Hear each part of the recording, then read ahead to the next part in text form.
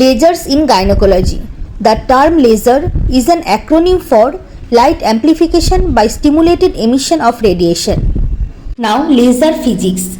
Laser produces parallel beams of light which can be focused accurately on tissues, causing thermal effects like tissue vaporization, cutting and coagulation. Surrounding tissue shows much less reaction and hence thermal injury is much less than with diathermy. Laser power is measured in terms of watts and laser energy is expressed in terms of joules. 1 joule equals 1 watt of power applied for 1 second. Now, types of laser used in gynecology. First, carbon dioxide laser. It is the commonly used laser in gynecology. Its wavelength is 10,600 nanometer. Helium neon laser can be incorporated with carbon dioxide laser to make the beam red and visible during its application to the tissues. The laser is absorbed by water in cells, causing cellular injury. Tissue penetration is 0.2 mm. It is a safe laser to use. There is no contact with tissue and no risk of transmission of bacteria. The laser beam sterilizes the operative field. It removes tissue with vaporization and evacuation. The tissue base heals without devitalized tissue covering. Postoperative pain is much less due to sealing of nerve endings by the laser. Second, ND-YAG laser. Its laser energy is able to penetrate tissue to a much greater depth, that is 3 to 6 mm, and wavelength is 1064 nanometer. It is poorly absorbed by water. Hence, it is not a good laser for vaporization, but it is a good coagulator. It can be transmitted through quartz fiber and fluids. It can be used through fluid medium in hysteroscopic surgery and is often used for endometrial ablation. The fiber tip can be in contact with endometrium or slightly away. It is also used for removal of hair and vascular lesions. Third, argon laser. It is a colored laser and produces a blue-green light with wavelength of 480 and 550 nanometer, which is in the visible spectrum. It can be transmitted through water. Hemoglobin and other deeply colored pigments absorb them. Hence, this laser is useful in vascular and pigmented lesions. Penetration into tissues is 1 to 2 mm. It is mainly used for hemostasis. It has limited role in gynecology. Fourth, KTP-YAG laser, that is potassium titanium phosphate laser. It has a wavelength of 532 nanometer. It is also colored laser and is in visible spectrum.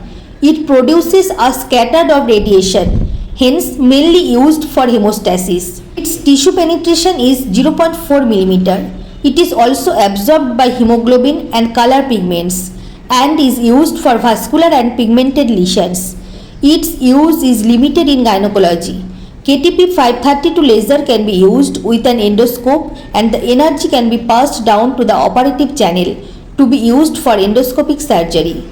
Now, gynecological uses of laser. Local uses. First, cervical diseases. Laser application to cervical interepithelial neoplasia. The abnormal area is bound by laser. Now, laser vaporization conization of cervix for CIN. Here, usually carbon dioxide laser is used. ND-YAG laser can also be used.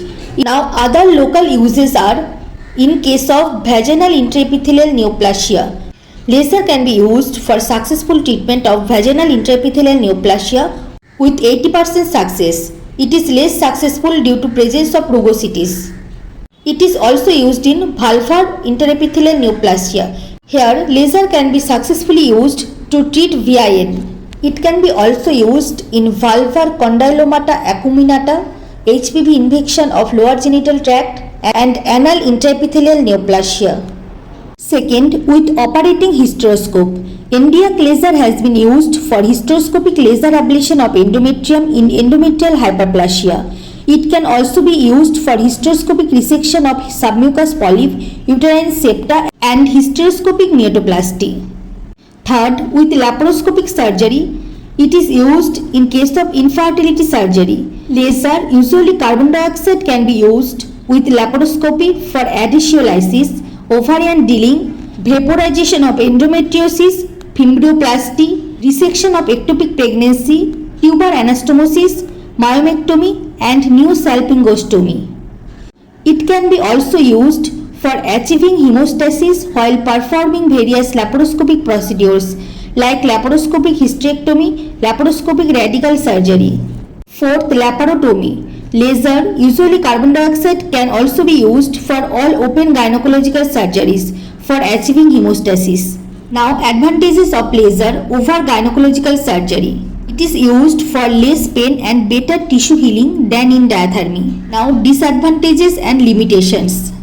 First, lasers are very expensive and hence cannot be routinely used in India, especially at smaller places.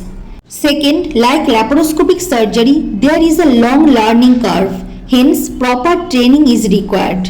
Third, there are safety issues with their use. Now, complications and hazards.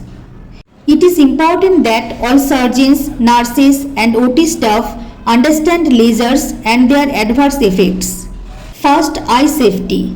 Eye damage to patient and operator by laser beam is a real risk. With retinal and corneal damage, eyes must be protected by special goggles. Second, skin burns can occur. Third, defective hemostasis with carbon dioxide laser. Fourth, burning of deeper tissues with Nd:YAG laser. Now, precautions. All OT staff should be sensitized with proper use of laser. A sign should be highlighted at OT gate when laser is used. Avoid use of inflammable anesthesia gases. Avoid use of signing instruments to avoid reflections of laser. Fire extinguisher should always be present. So, laser modality is a good addition to gynecology with precise tissue effect and is useful in local genital lesions, laparoscopic and hysteroscopic surgeries. However, due to its high cost, limited availability, skilled training and safety issues, its use is limited in India. Thank you for listening. Thank you.